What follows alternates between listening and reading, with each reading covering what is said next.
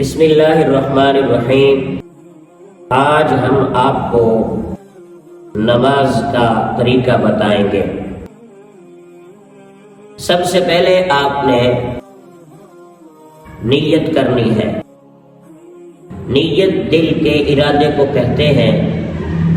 دل سے نیت کرنا ضروری ہے اور زبان سے کہنا مستحب ہے۔ مثلا نیت کی میں نے آج نماز ظہر کی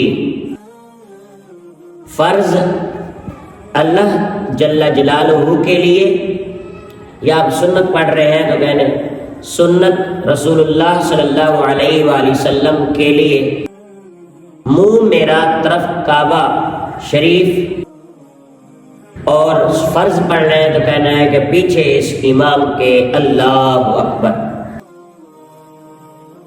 دونوں ہاتھوں کے انگوٹھوں کو دونوں کانوں کی لو سے لگانا ہے۔ انگلیاں نہ کھلی ہوئی ہوں نہ آپس میں ملی ہوئی ہوں۔ دونوں ہاتھوں کو اپنی حالت پہ چھوڑ دینا ہے۔ قبلے، منہ کا رخ بھی قبلے کی طرف ہو، انسان کی چھاتی اور سینہ بھی قبلے کی طرف ہو، دونوں ہاتھوں کی ہتھیلیاں بھی قبلے کی طرف ہوں، انگلیوں کے سرے بھی قبلے کی طرف ہوں، یعنی پورا کا انسان کا پورا جسم قبلے کی طرف متوجہ کر دے۔ اور پھر جو ہے ایسے اللہ اکبر کہہ کر ناف کے نیچے ہاتھ باندھ دے۔ ان دونوں انگلیوں کا، انگوٹھے اور چھوٹی انگلیوں کا ایسے ہو، اور یہ تین انگلیاں الٹے ہاتھ کی کلائی پر ہو، باقی دو انگلیاں ایک ادھر سے ہو اور ایک ادھر سے، اور دونوں ہاتھ جو تین انگلیاں ہیں یہ الٹے ہاتھ کی کلائی پر ہوں۔ پھر اپنی نظر کو سجدے کی طرف رکھتے ہوئے سبحانک اللہم وبحمدک وتبارک اسمک وتعالی جدک ولا الہ غیرک، یہیں تک پڑھنا ہے۔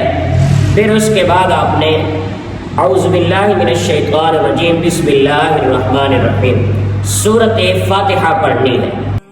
جو بھی آپ کو سورت آتی ہو وہ پڑھ لیں۔ چھوٹی تین آیاتیں سورۃ فاتحہ کے بعد پڑھنا ضروری ہے۔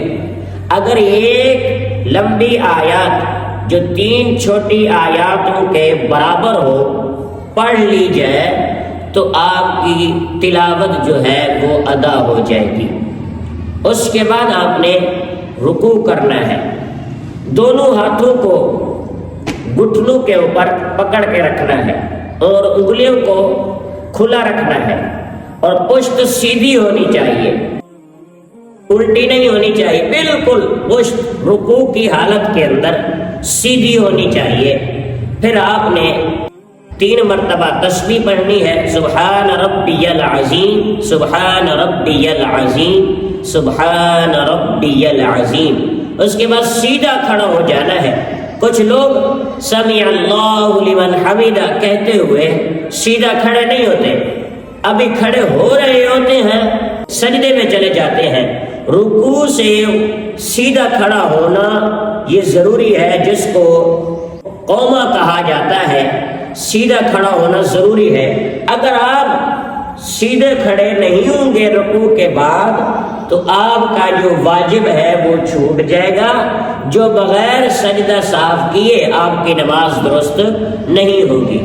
آپ کو پھر آپ نے سجدہ کرنا، دونوں ہاتھوں کے درمیان چہرے کو رکھنا ہے، اور چہرے کو رکھ کر یہ انسان کی یہ جو کوہنیاں ہیں یہ بھی زمین کے اوپر نہیں لگی ہونی چاہیے، اور یہ بغل کے ساتھ بھی نہیں ملی ہونی چاہیے، اور ان کوہنیوں کو اپنے رانوں سے، پیٹ کو اپنے رانوں سے جدا رکھنا ہے، دور رکھنا ہے سجدے کی حالت میں۔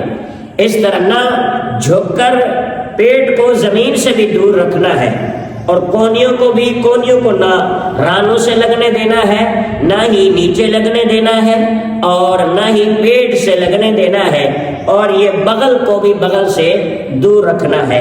اس طرح آپ نے سجدہ کرنا ہے، اور سجدے میں سر رکھتے ہوئے پہلے آپ نے ناک رکھنا ہے، پھر آپ نے پیشانی رکھنی ہے۔ رکھتے ہوئے پہلے آپ سب سے پہلے ترتیب بار گھٹنے رکھیں گے، پھر آپ نے ہاتھ رکھیں گے، پھر آپ نے ناک رکھنا ہے، پھر آپ نے اپنی پیشانی رکھنی ہے۔ سجدے سے سر اٹھاتے ہوئے سب سے پہلے آپ نے اپنی پیشانی اٹھانی ہے، اور پھر ناک کو اٹھانا ہے، پھر آپ نے ہاتھ اٹھانے ہیں۔ یاد رہے ایک بات، کچھ لوگ جب سجدہ کر رہے ہوتے ہیں ان کے پاؤں پیچھے سے اوپر ہو جاتے ہیں۔ اگر پاؤں زمین سے اٹھ جائیں گے تو آپ کی نماز نہیں ہوگی۔ سجدے میں دونوں پاؤں کا زمین کے اوپر لگنا ضروری ہے۔ اگر مکمل کا مکمل پاؤں اٹھ گئے تو آپ کی نماز جاتی رہے گی، لہذا اس بات کا خاص دھیان رکھنا ہے۔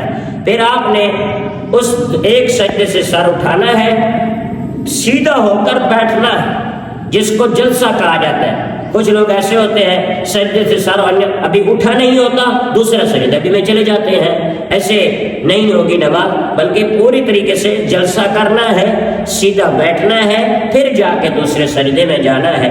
پھر اس طریقے سے آپ نے اگلی رکعتوں کو بھی پورا کرنا ہے۔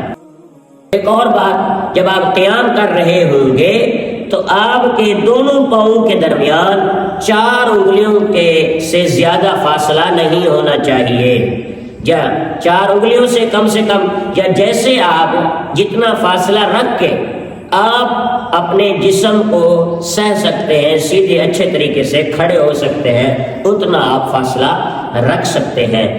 اللہ رب العزت کی بارگاہ میں دعا ہے کہ خالق کائنات ہمیں اسلام سمجھنے اور اسلام پر عمل کرنے کی توفیق عطا فرمائے۔ آمین۔ جزاک اللہ خیرا۔